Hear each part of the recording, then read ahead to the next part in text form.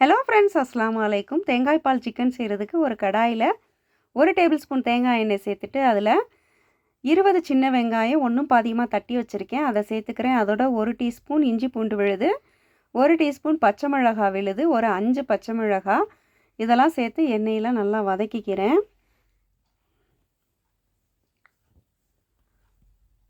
அதோட நல்லா பழுத்த தக்காளியாக 2 நறுக்கி அதையும் சேர்த்து நல்லா மசிகிற அளவுக்கு வதக்கிக்கிறேன். வெங்காயம் தக்காளி நல்லா வதங்கினதுக்கப்புறமா கழுவி வச்சுருக்கிற சிக்கனு, புதினா ஒரு கை அளவு, சிக்கனுக்கு தேவையான அளவு உப்பு சேர்த்து 2வது எடுத்த தேங்காய் பால் சேர்த்துக்கிறேன்.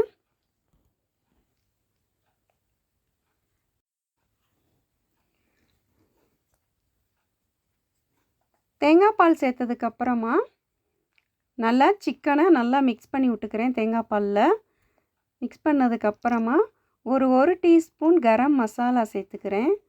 சேர்த்து அதையும் நல்லா மிக்ஸ் பண்ணி விட்டு மூடி போட்டு சிக்கன் ஒரு மீடியம் ஃப்ளேமில் 10 நிமிஷம் நல்லா வேக வச்சுக்கலாம்.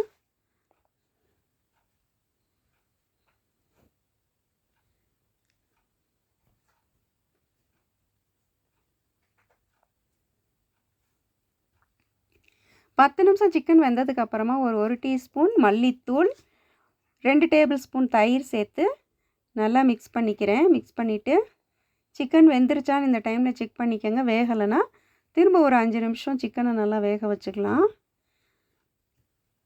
மூடி போட்டு ஒரு 5 நிமிஷம் சிக்கன் நல்லா வேகட்டும். சிக்கன் வெந்துருச்சு. நல்லா வெந்ததுக்கப்புறமா எடுத்து வச்சுருக்கிற முதல் தேங்காய் பாலை சேர்த்துக்கிறேன். தேங்காய் பாலை சேர்த்துட்டு நல்லா கலந்து கொடுத்துட்டு மூடி போட்டு ஒரு 2 நிமிஷம் கொதிச்சா போதும்.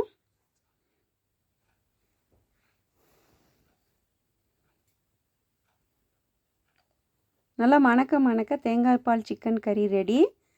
சப்பாத்திக்கு, இடியாப்பத்துக்கு, இட்லிக்கு, சாதத்துக்கு எல்லாம் ரொம்ப ஒரு சூப்பரான சுவையில் தேங்காய் பால் சிக்கன் குருமா ரெடி.